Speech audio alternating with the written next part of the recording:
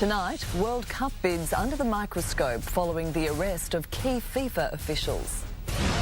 Former knight Zane Tetevano jailed for repeatedly assaulting his ex-girlfriend. And all eyes on the injured Robbie Farah after a tough loss for the Blues. This is NBN News with Natasha Beyersdorf and Paul Lobb. Good evening. It's been described as the World Cup of fraud, the corruption scandal that's enveloped FIFA and brought down several of its high-ranking officials. As fresh allegations emerge, there are renewed calls for the host countries of the next 2 World Cups to be stripped of the events, something that would put Australia back in the running. Coming up, more jail time for the man who killed Jill Meagher.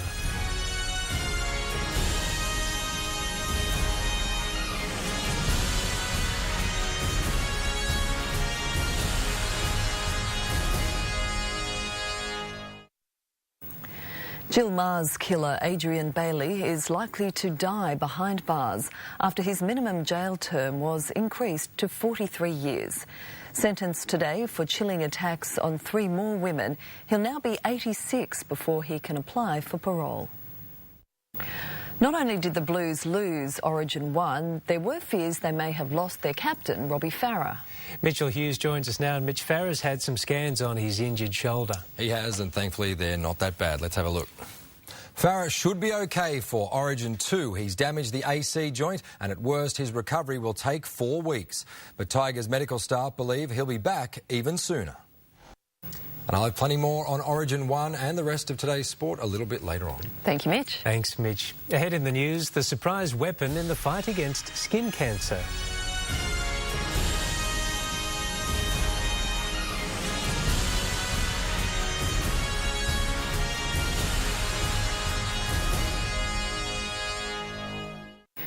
The inquiry into the Sydney siege today heard conflicting medical assessments of gunman Man Monis. And in a disturbing revelation, the inquest was told Monis had been declared mentally fit just months before he took 17 people hostage. Well, now here's Gavin Morris for a quick look at the weather. And Gav, winter is just about here. It certainly is, and it's going to go out underneath a big blanket of cloud here that is streaming in from the west yet again. It's going to produce some rain arriving across the Central Coast and Hunter throughout tomorrow. Some of it's spilling across the northwest, and there should be some okay falls by the time this thing is over with. You can see another little burst there moving in on Saturday and Sunday across northern New South Wales. But then once we get to the first day of winter, here it comes. It is going to burst in, producing snow across the ski resorts, a big low there, and that's going to propel a lot of cold air northward across the region, just to make sure that we're all well and truly aware that winter has arrived. Your local details in around 20. Thanks, Gav. Later in our news, the Australian Zoo that's celebrating a very rare new arrival. But after the break, a SWAT team brings a bizarre police chase to a sudden end. And in sport with Mitchell Hughes, the Blues open up about their 1-point loss.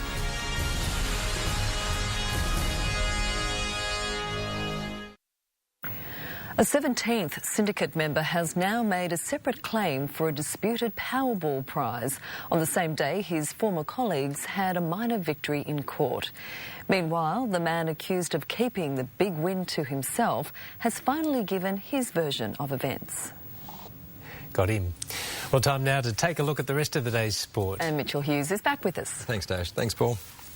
The Blues are seething over several Billy Slater cheap shots in last night's agonising 1-point loss to Queensland. But they've taken responsibility for the defeat and have explained the confusion which proved so costly in the dying stages of the game. Parramatta coach Brad Arthur admits the recall of Chris Sando this week is not because of his form, but rather because they can't afford to play Luke Kelly. Picked our team to be salary cap compliant. I don't know if Luke Kelly done enough not to be in the team. You know, like the last 2 weeks, out of our 6 tries we've scored, he's set up 5 of them. You know, made a total of nearly 60 tackles and missed 2. Arthur has also ended speculation about Cronulla's Michael Gordon joining the club, saying that deal is dead and buried. Coming up, Sam STOSUR sets up a big third-round clash at the French Open. And one of the EPL's best clubs arrives for an Aussie showdown.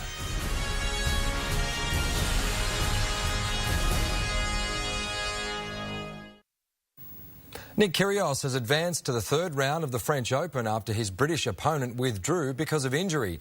Samantha STOSUR enjoyed a straight sets win over France's Amandine Hesse, the match lasting just 54 minutes. The Aussie now faces a third round showdown with Maria Sharapova.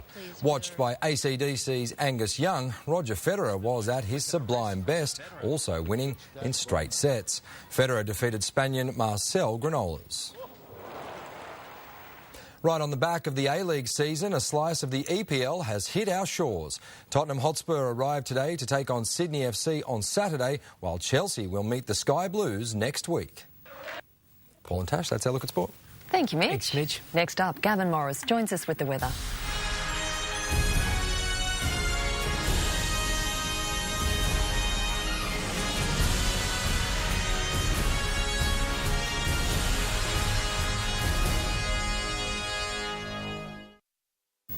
Gavin Morris joins us now with the weather. And Gav, we lapped up another nice one today.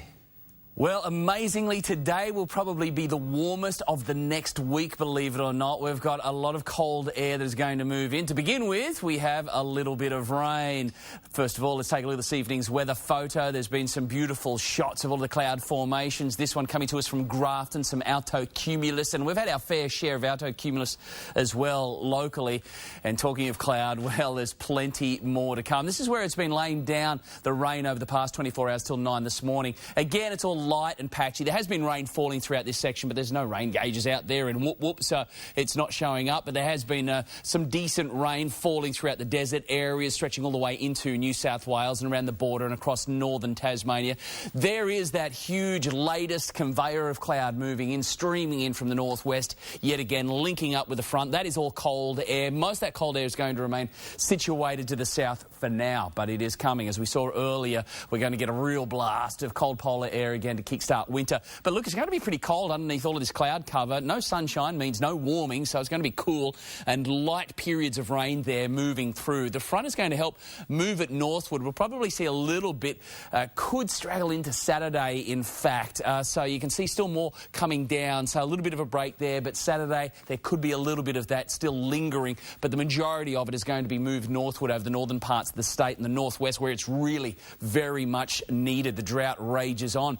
Rain returning to the tropical north a month into the wet season. Some pretty solid falls are on the way around the Tiwi Islands and the Darwin Daily and Darwin City itself. All fine and sunny there throughout the west. There's that cool air moving in across the southeast, and Sydney under the blanket of cloud will struggle to hit 20, but very warm in Brisbane. Lovely conditions prevailing to the north.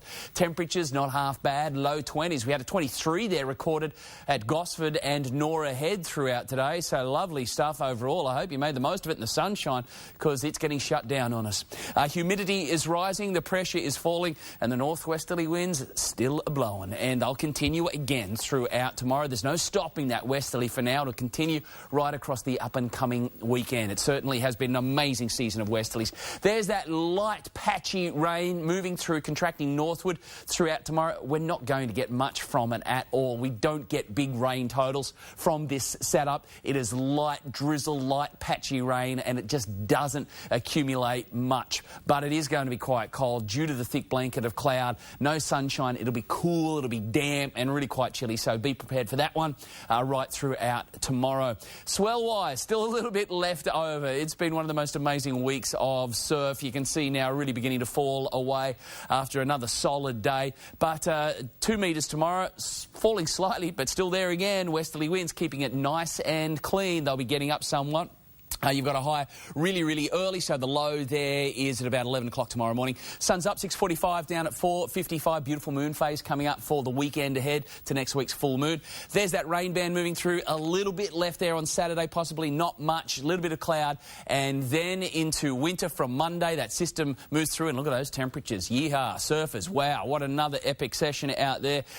Big long lines coming through. Changed direction slightly today, so it was shutting down a little more. There's a good example of one of the shutdowns. It was fast-moving stuff, so there were some barrels had for the guys who decided to take it on the inside, but otherwise it was fast-moving point breaks at the best, and there are a few beach breaks around and reefs still to pick, but settling down slightly, but still good again tomorrow. Yeah, good one. Thanks, Gav. Coming up, a little boost for a critically endangered species.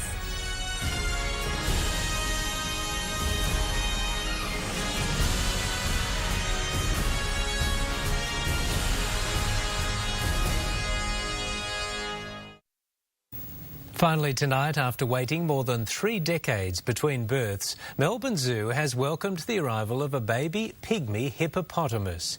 The yet-to-be-named newborn is tiny, but won't stay that way for long. That's the other zoo. Yeah, maybe not. That is the latest news. We'll have updates throughout the evening, and you can follow NBN News on Twitter. From all of us here, have a great night. Good night.